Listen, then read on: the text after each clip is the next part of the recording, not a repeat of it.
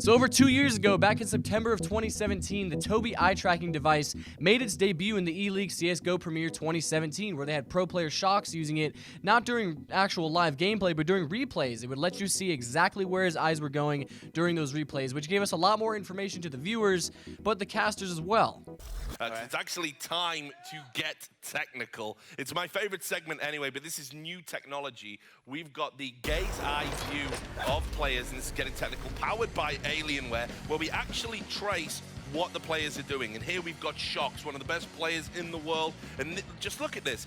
This is what you have to be looking at as Counter-Strike Pro, guys. People might think, oh, you're just looking straight ahead. You've got to keep checking ammunition. Where are people on the map? Where are people positioned in front of you? Where are your teammates? What about your health? All these things are going on. You see his eyes darting all around the map, which makes his ability to clutch and to get kills just so incredible. Yeah. And it had mixed reactions, with really the most negative thing people had to say about it just being that it was useless, because it didn't really detract from gameplay at all. You know, you only saw the circle during replays, during live matches. You did not see that circle, but some people just thought that there was no point in it. However, a lot of people disagreed, because a lot of people like that extra information you're getting. Like when pros are checking corners or something, they want to see where their eyes are going, or, you know, maybe they're in a big landscape, they're trying to snipe someone, or maybe just how often they're checking their map or their ammo, or seeing where the teammates are, like the video said.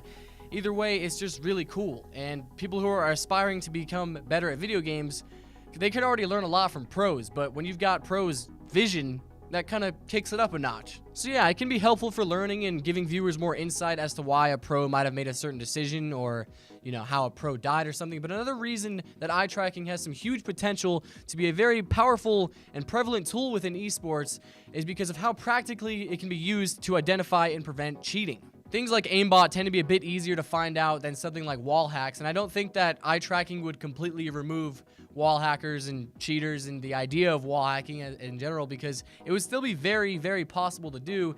It's just another hoop and another obstacle for cheaters to go through, because constantly avoiding staring at an enemy through a wall when you have wall hacks just to appear non-suspicious would make you look suspicious and make you a target. So basically what I'm trying to say is, if it has like so many possible benefits and it could prevent cheating and it could just help esports, why don't more people use it? And I mean, it's really not that expensive either. It's only $229 for the newest model of their peripheral device, so setting up 10 computers with it wouldn't be incredibly expensive, and you'd be taking a decent step towards preventing what every gamer hates, which is a cheater.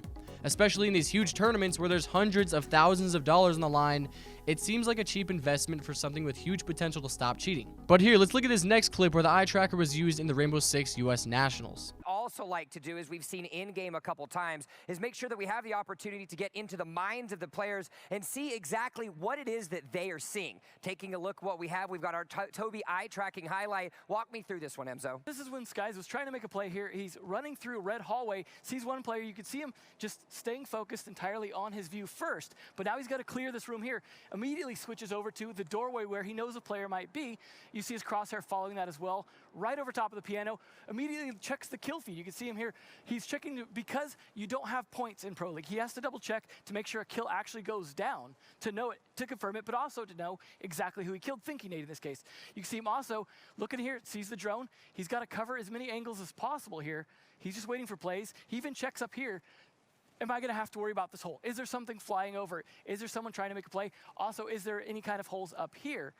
Going back to checking here, and then immediately after throwing that, checks again. So as you can see right there, the analysts were actually making pretty good use of it, especially in a complex game like Siege, where there's so many people that can be in so many different spots. You know, you got verticality, you got horizontality, you got, you know, traps, you got corners to check, you got pies to cut, if you know what I mean by that.